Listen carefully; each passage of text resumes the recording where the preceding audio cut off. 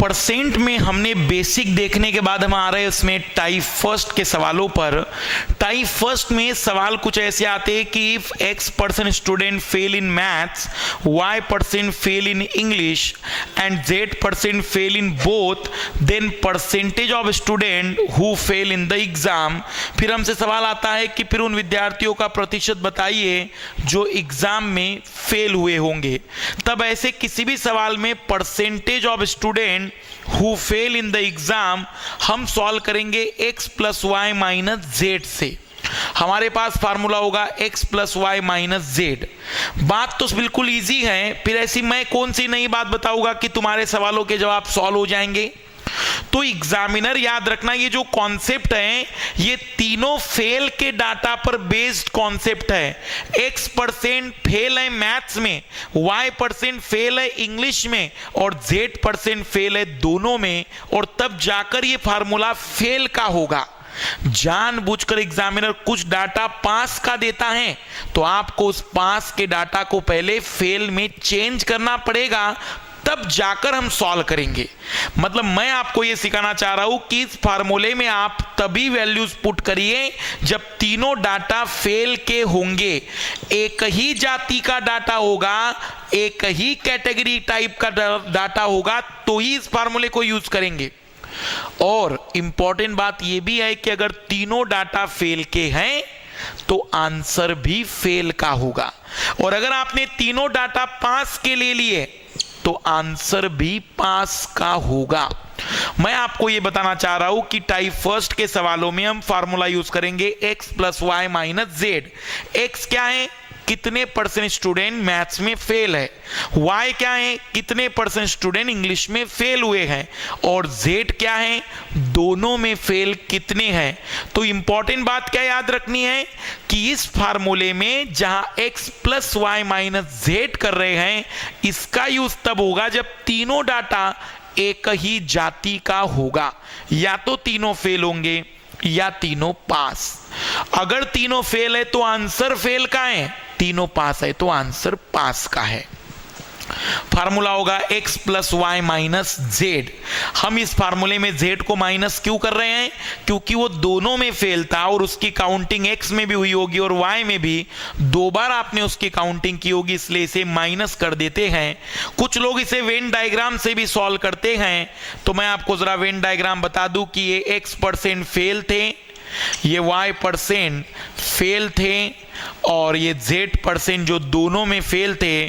तो अगर हमें फेल बताना है तो इस z की काउंटिंग आपने यहां भी की है, यहां पर भी की है, इसलिए हमें एक बार माइनस करना पड़ता है x plus Y minus Z.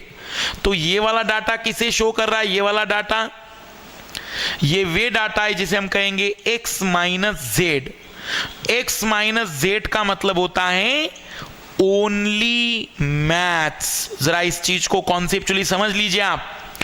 x minus Z का मतलब ये जो x थे वो मैथ्स में फेल थे, और x माइनस जेड वे लोग हैं जो ओनली मैथ्स में फेल है, ओनली मैथ्स में फेल। हम इसे कहेंगे कि ये जो डाटा यहां रिप्रेजेंट किया जा रहा है इसे हम कहेंगे कि ये y माइनस जेड है। y माइनस जेड का मतलब होगा कि ये ओनली इंग्लिश में फेल होंगे।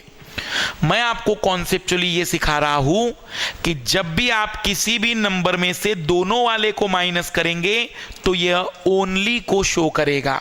अगर आपने मैथ्स के फेल में से दोनों वालों को माइनस किया तो ओनली मैथ्स, अगर आपने इंग्लिश के फेल में से दोनों को माइनस कर दिया, दोनों जेड वाले को, तो ओनली इंग्लिश आ जाएगा। मतलब ये डाटा बताएगा कि इंग्लिश में, केवल इंग्लिश में इतने लोग हैं, और ये डाटा बताएगा केवल मैथ्स में इतने लोग हैं। और ये एक्स क्या है, हम कहेंगे कि ये एक्स हमें बताया जा रहा है कि ये एक्स वे लोग हैं जो मैथ्स में फेल है, वाई वे लोग हैं जो इंग्लिश में फेल है। तो मेरी बातों पर ध्यान देना, जब इस टाइप की कहीं पर भी बातचीत आएगी तो मोस्ट इंपॉर्टेंट इस सवालों में रहेगा, अगर इतना ना समझ में आए तो x% फेल मैथ्स में थे, y% इंग्लिश में और z दोनों में थे, तो परसेंटेज फेल होगा x plus Y minus Z. x plus Y minus Z के बेस पर कहीं पर भी अब आपके सामने सवाल आ जाए, बट याद रखना तीनों एक ही जाति के होने चाहिए। अब मैं आपको बताऊं किस पर मान लीजिए कि सवाल हमारे पास रखा गया है।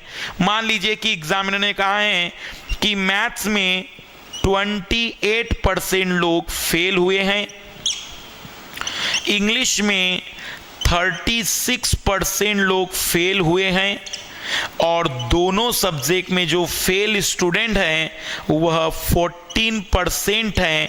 तब वो पूछ रहा है कि इस एग्जाम में कितने परसेंट पास हुए हैं। तो ये तीनों डाटा फेल का है, हम इस फार्मूले को यूज कर सकते हैं। तब इधर ध्यान दीजिएगा प्लीज, जब भी इस टाइप की बातचीत आएगी तो आप केवल वैल्यू पुट कर दीजिए।